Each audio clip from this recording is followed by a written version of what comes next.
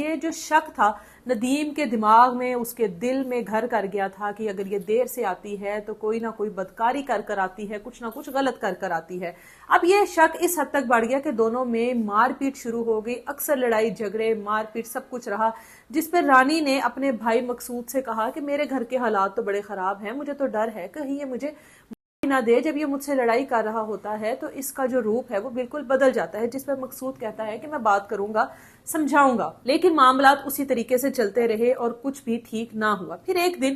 10 بجے جب رانی اپنے کام سے واپس آتی ہے تو جو ندیم ہے اپنے دونوں بچوں کو پیسے دیتا ہے کہ جاؤ بیٹا تم لوگ جا کے کوئی چیز کھا کرو۔ بچے خوشی خوشی نکل جاتے ہیں چیز کھانے کے لیے، اور اسی وقت رانی کا منہ باندھتا ہے، اس کے منہ میں کپڑا ڈالتا ہے اور اس کے بعد وار کر کر کے اس کی دونوں ٹانگوں کو دھڑ سے الگ کر دیتا ہے۔ تسلی کرنے کے بعد کہ دونوں ٹانگیں دھڑ سے الگ ہو گئی ہیں وہاں سے فرار ہو جاتا ہے۔ کچھ دیر بعد جب بچے وہاں پر پہنچتے ہیں تو ماں کو اس حال میں دیکھتے ہیں، پورے کمرے میں